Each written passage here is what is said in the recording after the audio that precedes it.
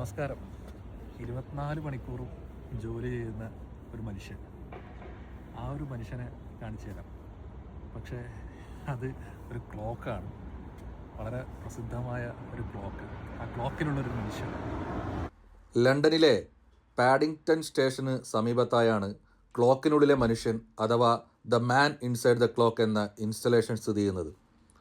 ക്ലോക്കിനുള്ളിലെ മനുഷ്യൻ എന്നത് യഥാർത്ഥത്തിൽ ഒരു ക്ലോക്കിനുള്ളിൽ കുടുങ്ങിപ്പോയ യഥാർത്ഥ വ്യക്തിയല്ല, മറിച്ച് ഒരു ആർട്ട് ഇൻസ്റ്റലേഷൻ്റെ ഭാഗമായ വീഡിയോ പ്രകടനമാണ് നിങ്ങൾ കാണുന്നത്. ഡച്ച് കലാകാരനായ മാർട്ടൻ ബാസ് എന്ന കലാകാരൻ്റെ റിയൽ ടൈം എന്ന സീരീസിലെ കലാസൃഷ്ടിയാണിത്.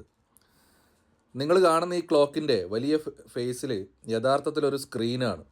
ആ സ്ക്രീൻ അഥവാ ക്ലോക്കിൽ വിക്ടോറിയൻ കാലഘട്ടത്തിലെ ഒരു പുരുഷൻ ധരിച്ചിരിക്കുന്ന വസ്ത്രധാരണ രീതിയിൽ, അതായത് കോട്ടും ബൗളർ തൊപ്പിയും മീശയും ഒക്കെ ഉൾപ്പെടുന്ന ഒരു പുരുഷൻ്റെ രൂപമാണ് അതിനുള്ളിലുള്ളത്.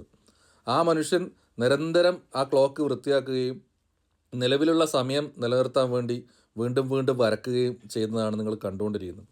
12 മണിക്കൂർ ലൂപ്പ് ചെയ്ത പ്രകടനം ഓരോ മിനിറ്റിലും ആവർത്തിക്കുകയാണ്. അപ്പോൾ അതിങ്ങനെ കണ്ടിരിക്കാൻ തന്നെ ഭയങ്കര രസമാണ്. സമയം പോകുന്നത് അറിയില്ല. ആ പുള്ളി ഇങ്ങനെ അതിൻ്റെ ഉള്ളിൽ നിന്ന് വരച്ച് പിന്നെയും സമയം ഓരോ മിനിറ്റിലും അത് മാറുമ്പോൾ അത് മായ്ച്ച് വീണ്ടും വരച്ച് അതിങ്ങനെ കാണാൻ തന്നെ ഭയങ്കര ഭംഗിയാണ്.